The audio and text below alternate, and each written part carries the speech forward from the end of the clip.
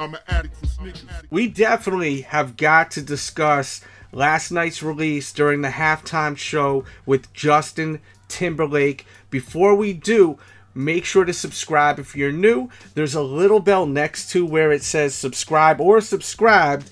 Please hit that little bell. It lets YouTube know that it is okay for them to notify you as soon as I upload a new video. By hitting the bell, gives them permission to let you know when I upload a new video. It's a major key. Thank you. Now let me refresh your eyes and show you what we're used to. No swoosh right here. And now, bang, you see what we got here. Definitely very different than what a lot of people are used to. You have your swoosh, you have your Nike on the side ankle, on the medial side. A lot of heads don't understand why is this going on this model. This was the original sketch from Tinker, the designer of the shoe. Now, I did a video a while back and I really broke down the history behind this model.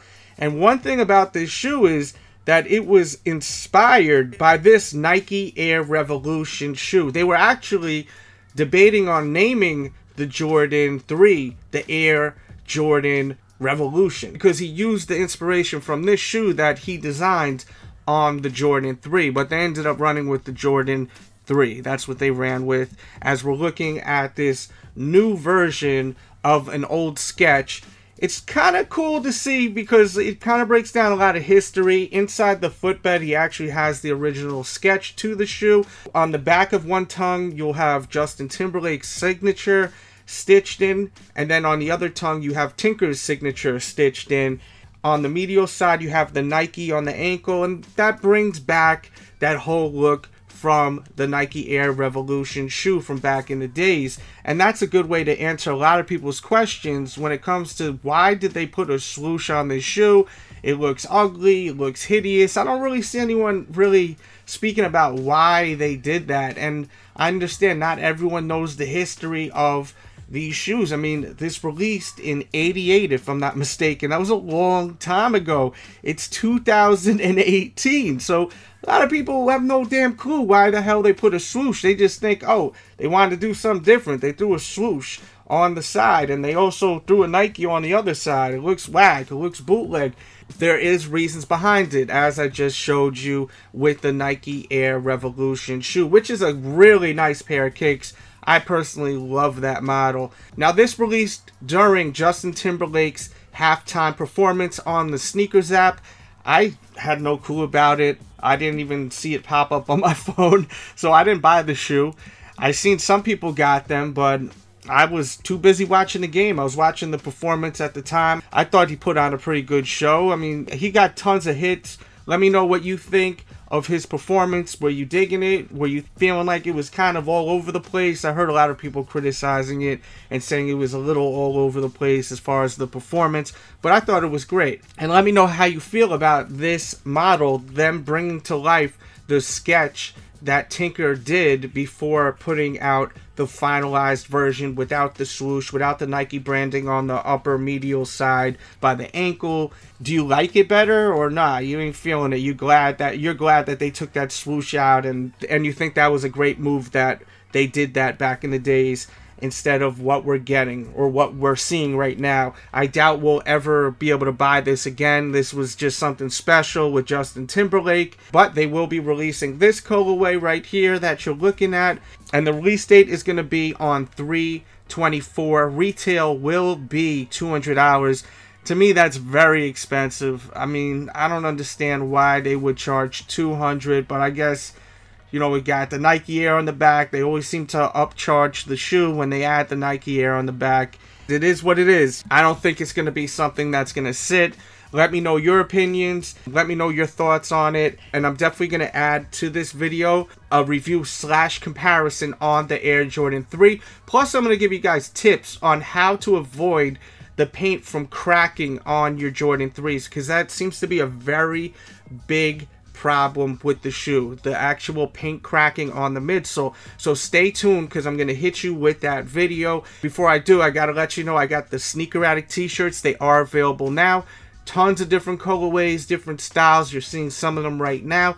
Check it out when you get a chance. That will be linked in the description box below. Ships worldwide, fits true to size. Now let me hit you with this detailed review. Plus, I'm going to give you some great tips when it comes to Air Jordan 3s. Hit that thumbs up button, please, right now. Show that love. I love seeing thumbs ups. Make me smile and show me that we can generate a ton of thumbs ups.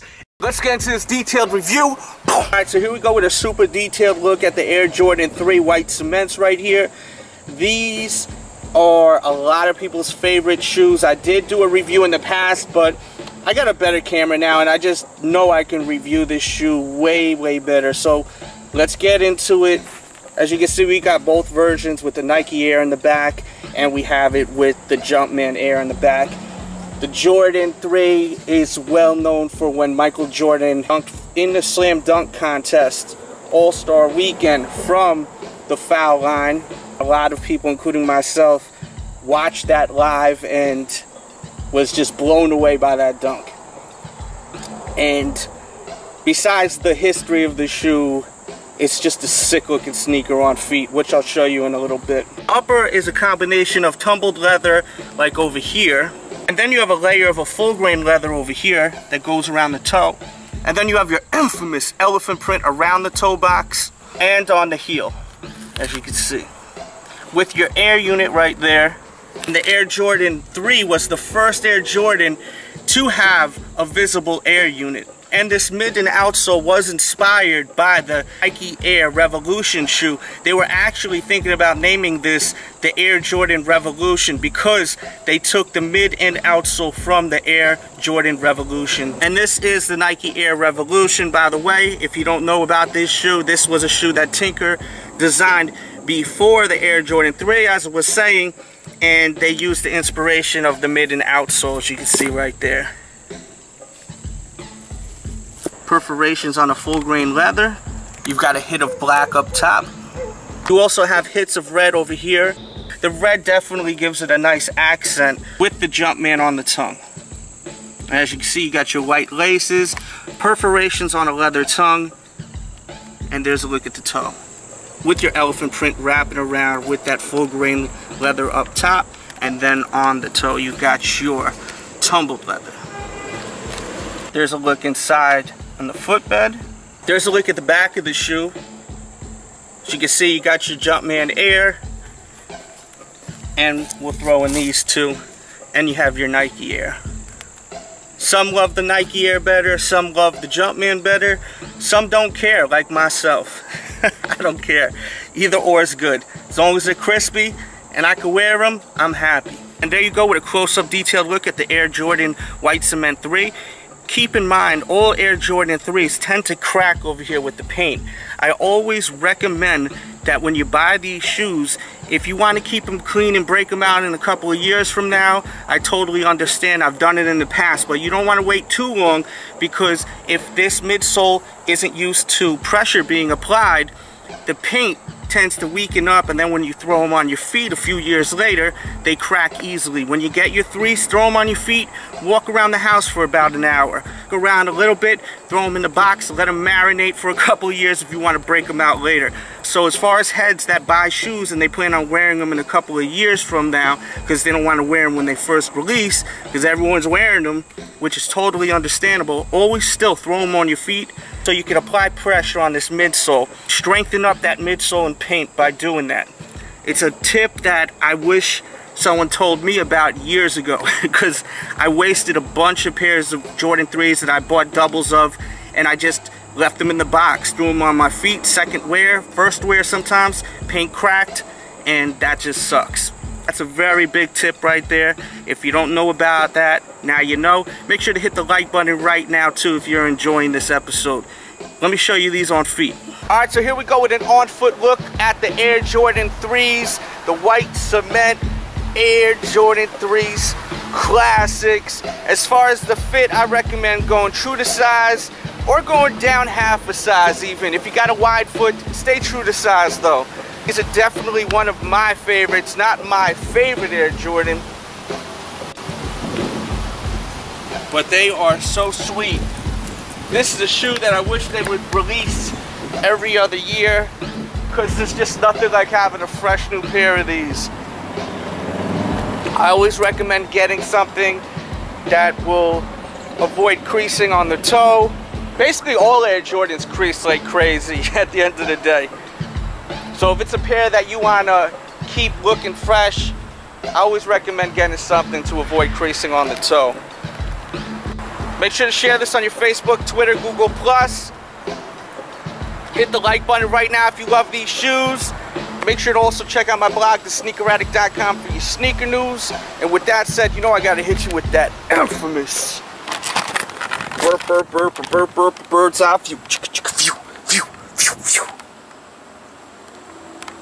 DJ Delz, thesneakeraddict.com, you can find me. My spizz